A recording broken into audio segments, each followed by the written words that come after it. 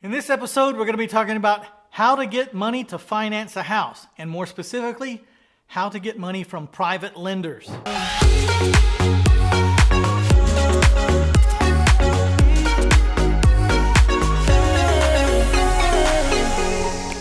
My name is Mitch Stephen, and I have over $26 million in private money that is out on the streets today as we speak, and I have a payment coming up on the 1st. So I'm going to teach you a little bit about how I learned to raise that level of money. In this episode, we're going to challenge you to improve your elevator pitch, and we're going to teach you how to recognize private lenders and what they are interested in. And last but not least, you're going to learn why you are probably the least important part of the equation.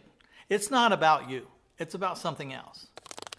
So what is an elevator pitch? An elevator pitch is something you use to get out your message. It should be short. It should be concise. It should be to the point. And it should roll off your tongue just like that.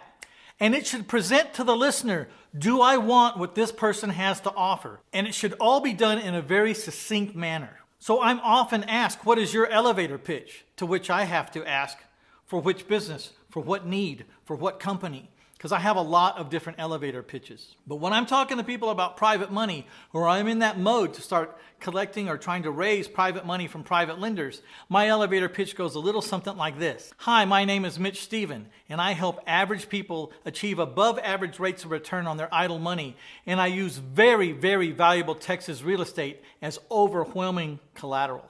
Now you see, right there, I got right to the point. I can say this literally on an elevator between floor 1 and floor 2, and it just comes natural to me. I've said it a million times. Now, while you're welcome to copy my pitch, that's fine. I don't care. Use it if you want. If it works for you, take it. But maybe you need to personalize it a little bit to fit you, to suit the way that you speak, the way you talk, so it rolls off your tongue easy. When I'm in the private money finding mode, I make a promise to myself and a commitment that I'm going to give my elevator pitch to at least one person a day. Sometimes I get to the end of the day and I realize I haven't made my elevator pitch. So, true to my commitment, I'll pull over to the bus stop or to the homeless person under the bridge. I'll get out of my car and I'll run over and I'll say my elevator pitch, to which they will just look at me with this stymied look on their face, and I'll go back to my car and say, I got my one today. I got my one. So, giving that pitch is like exercising a muscle. It's something you need to do every day, that you get accustomed to, and that you get used to just doing it at least once a day all the time. And that's why I make myself get out of the car and talk to some random people that I really know probably don't have anything to offer me, but I've got to get in my one pitch a day. And that's how I do it. So what are private lenders interested in? I can tell you one thing, they're interested in making more than 1 or less than 1% in a bank account that they're being offered today, right now. They're interested in maybe putting their money someplace where they don't have to wake up every single morning and look at a ticker tape on the news to see how much they're worth. They're tired of gambling. They just want a decent rate with a decent rate of return and a decent piece of collateral that will let them sleep at night. Your target prospect likes the idea of having tangible real estate as collateral. And above all else, your target prospect is probably more than ready to take over responsibility for their own financial future and quit leaving their investments to people who don't even know their name. So how do you identify these people that you're going to approach as being one of your private lenders? Obviously, they're going to have some kind of savings account or some kind of money to invest, but don't judge books by the cover. Let me tell you a story about a private lender that I stumbled into one day. You see, I had this UPS driver that always showed up at my building. I owned the building. I was on the 3rd floor. Every day this guy would come in and deliver stuff to our office. And then one day I was at a grocery store down the street, quite a ways from my office. And I saw the UPS guy getting out of this old beat up car. So as he got out of his car and started to walk towards the store, I was getting out of mine, and we kind of merged like right together, and we were walking towards the store, and I said, hey, how's it going? And he said hi, and I said, so, I took note of his car. His car was pretty bad. It was pretty beat up. It was pretty old. I asked him, how long you been with UPS? And he said 26 years. Now, anybody else would have just carried on that conversation. 26 years, that's a long time. Way to go. When do you retire? You know what my ears heard? My ears heard, 401k for 26 years. This company matches their investors. So for every dollar this guy put in over 26 years, UPS probably matched him. I don't know if the match is 25% or 30% or 50%, but I know this is a long time, 26 years, and this guy's getting matched. So what did I say? I asked him, wow, UPS is a great company to work for. And I think if you've been with them like 26 years, don't they have a great retirement plan or something? It's called a matching something. I forget, some kind of matching plan. He said, yeah, they got a 401k and they'll match with it. I said, yeah, that. I said, so have you been taking advantage of that? I mean, have you put in as much as you can? Man, if I had people that match me, I'd put in as much as I could. Have you been taking advantage of that? He said, yes, I have. I've always put in the maximum. And then I knew I was talking to the right guy. I wasn't nearly going to ask him what he was worth or what the account was worth, but I was very curious. And I said, how's it been going? Because I've learned if you can just get people to talk, they'll open up. I said, so how's it been going? Are you getting close to retiring, or is it getting to be where you can retire now with that 401k? And he said, well, it used to be worth 1.8 million, but now it's only worth like 800,000 because in the last stock market crash, I got cut in half. He just volunteered that to me. And so I told him, there's a way whenever you can get your hands on that 401k or when you retire, you don't have to live like that. You don't have to live by that ticker tape. And you might be surprised to know that this guy, we had a conversation about private lending and it went very well. So the moral of the story there is don't judge a book by the cover, because you never know what people have or where they have it. This guy, he wasn't 59 and a half yet. And that's what age you have to be for your retirement funds to mature so that you can get to them. He still had 2 or 3 or 4 years to go. And so while he might have been driving a beat up old car, he was worth a substantial amount of money. It's just going to take him a few more years till he could get to it.